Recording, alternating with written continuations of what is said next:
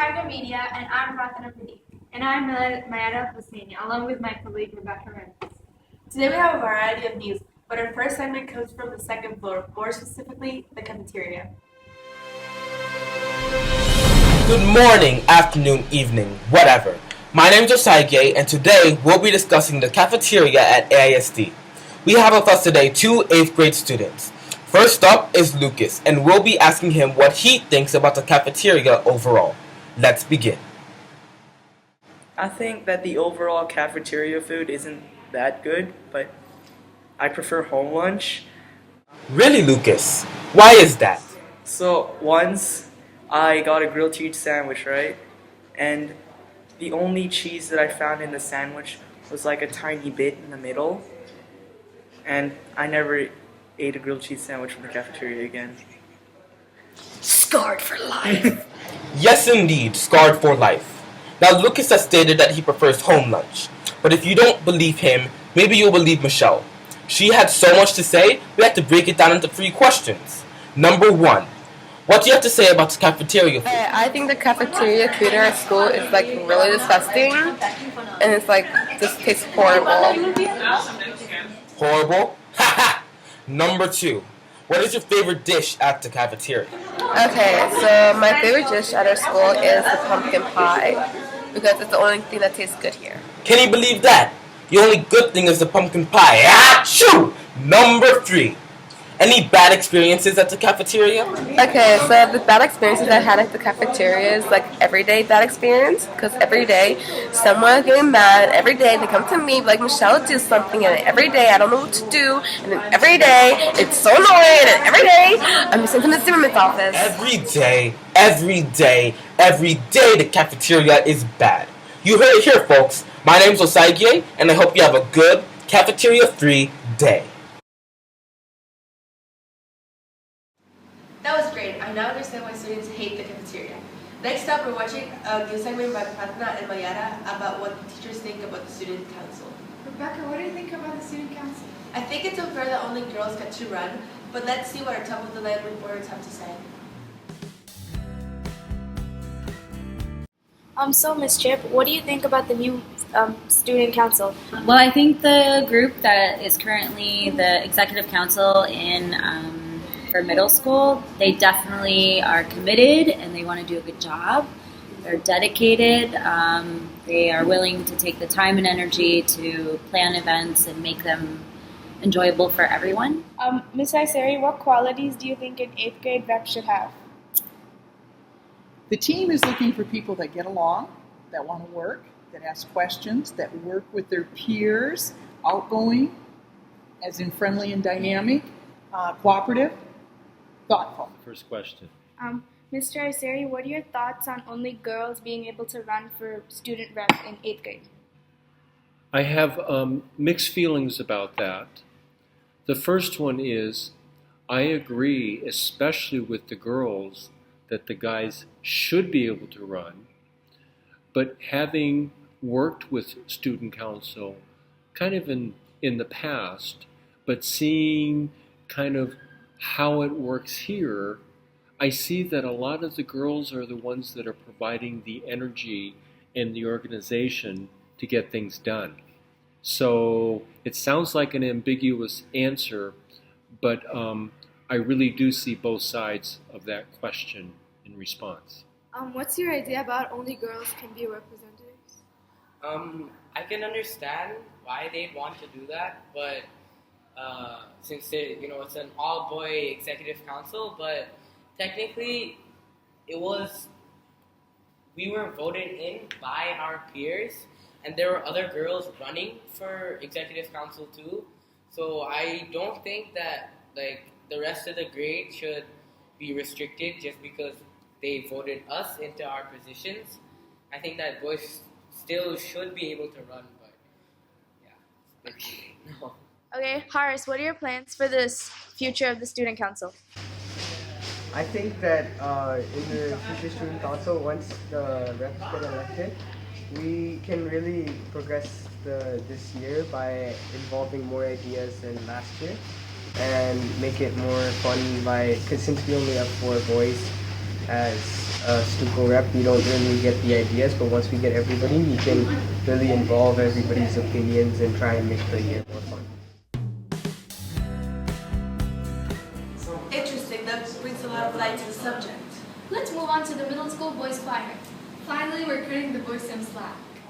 Hi, my name is Betty Chang, and I teach middle school choir and high school choir and kindergarten music here at AISD. Who is planning to go to the Beijing trip? The 7 students that will be going to AMI who have auditioned and are successfully accepted are John, Jisoo, Kumar, Aryan, C, Ahmad, Walid, and Adil. How are you feeling about the trip? I'm really excited to take these 7.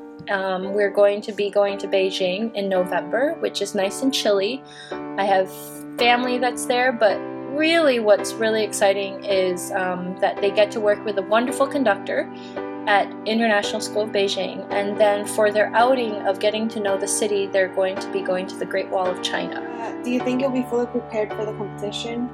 It's actually not a competition, which is what is different about music festivals. It's actually where 13 or 14 different schools will bring prepared musicians to join together and make music together, and they're going to perform for the general International School of Beijing population. Do you have any songs planned to perform? There are 10 songs, and one of the songs is composed specifically for this group of 80 plus boys, and it's called the Water Slide Adventures, I believe, and the composer will actually be there in Beijing meeting the boys and working with the boys, but also they're going to be working with a technology and composition workshop for the IB students. Where do you get the funding to take the kids to the Beijing? Generally speaking, the kids all have to pay themselves, and so they're actually their parents are having to pay for their trips to go. Okay. Thank you. Thank you. Great. I hope there's one for girls. We now have an exciting little tech review directed by Tamid. This video is presented by Anuda. Hey guys, in UHDA, and today it's all about the Xiaomi Mi Band.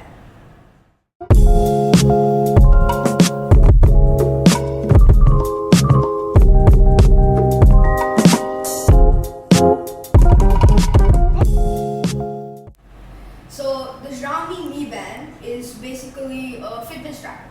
What it does is it counts your steps every single day.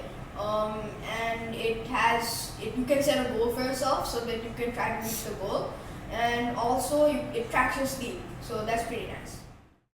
I really like the minimalist design of the Xiaomi Mi Band. Also, the Xiaomi Mi Band features a detachable main compartment. So what happens is, this is the belt and this is the main compartment. So if I want to charge it, I just plug it in like that, and I just put it back in. I think this is a great idea because if by any chance the band wears out, I can easily change it into a different color if I want. With a lot of these fitness trackers out there like Fitbit and some other brands, I think the biggest problem is that the battery life. You have to charge it every single day, and the best thing you can get is charge it every single week. The best thing about the Xiaomi Mi Band is that you only have to charge it once a month. Yeah, I thought that this was a lie, but then I tested it out. And now I actually have 60% left after using it for 3 weeks. So I think I might get even past 1 month. And I think that's good because this design where I have to always take this out to charge, I might break the band if I have to do it every single day or every single week. And a battery life of 1 month means that I don't have to always take it out to charge or anything else. So that's pretty nice. So basically how it works is there's an app on my phone, and it tells me how many steps I've done, how much sleep I had, and that actually surprised me because I didn't know that this could do that. Xiaomi Mi Band is actually very durable. It's IP67 water resistant, and you can actually go in the shower with it, but I didn't try to do that. It's also dust resistant, and mine, after using it for a couple of weeks, has a few scuffs and scratches, but I don't think it's a big deal. And also, I think that the fact that you can take off the band is a huge plus, because you can just take off the band and change it into a new color or a new one when it wears off eventually. All around, the Xiaomi Mi Band is actually a pretty solid package. And I forgot to tell you guys, this costs only $20. Yeah, you heard me right.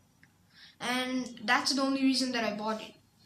Why would anyone spend like $100 on a device that just counts their steps? I think that's stupid. And I think it's huge for what Xiaomi has done for $20. But I think it would have been better if it had a screen. And also, I need to see the time. Yeah. And it's basically a smartwatch. And I know that if anyone wants a fitness tracker, they'll probably go to apple.com or Fitbit, but they'll never consider a small Chinese company like Xiaomi.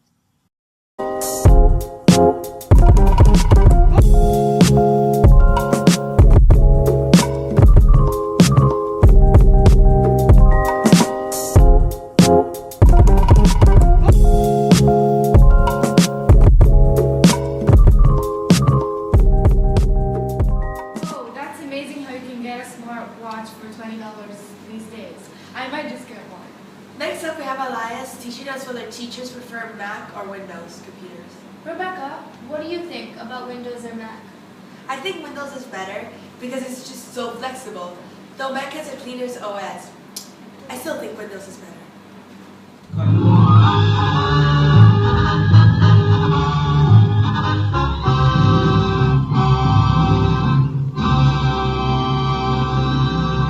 Good Comberbakken, everybody. This is Elias Kelsey. Today is not the day we will finally end our differences between the choice of Apple or Windows, but we will see what the teachers prefer.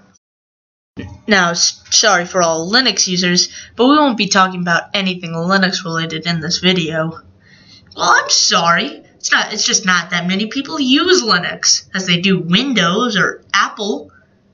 Oh God, please don't hurt me!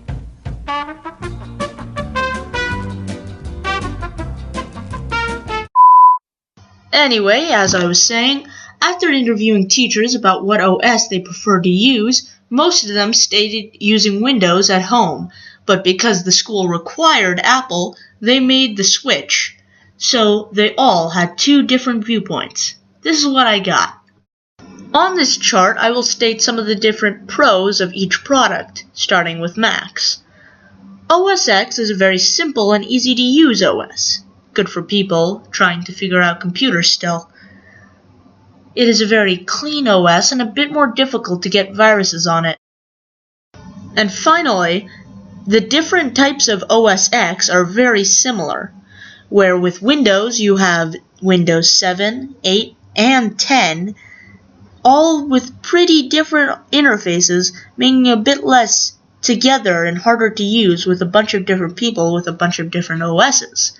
Whereas with OS X, it's very similar to every other OS X. On the other hand, Windows is much, much cheaper. Macs cost $300 for the cheapest of computers, whereas Windows computers can get the same hardware for just $100. Second, there are a bunch of different companies that would build Windows computers with hundreds of different combinations and styles. Some companies even allow you to choose your own parts yourself, but with Mac, it's always the same computer, but smaller. Finally, Windows has better access to more software. So, now that I've covered all of that, which is better, Apple or Windows? What do teachers prefer? Now, although some teachers I couldn't get a straight answer from, but it was really a 50-50 split. That's what I get for interviewing an even number of teachers.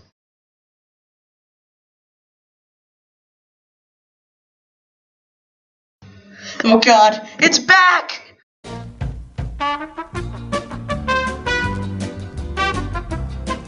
Great video. I want to start working out after the health walk you saw earlier. I'm so glad that AISD got a new fitness center. Oh, that's perfect timing, because we have Rohan and Samin presenting the new AISD Fitness Center.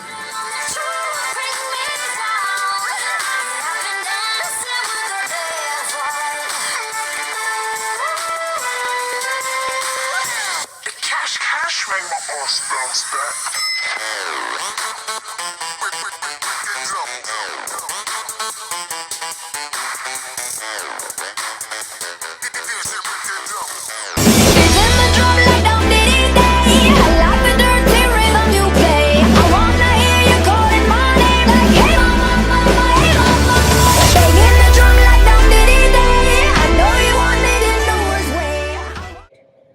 Yeah, sure.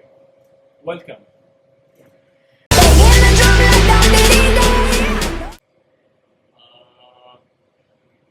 New equipment's costing is maybe $6,000.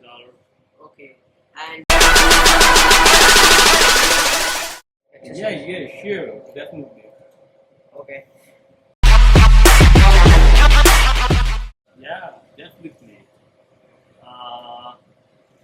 I'm participating in many more tournaments in Dhaka.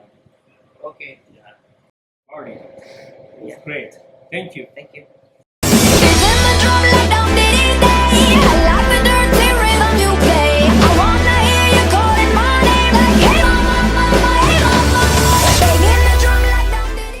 I'll probably use it on a daily basis too. And that's it for Tiger Media.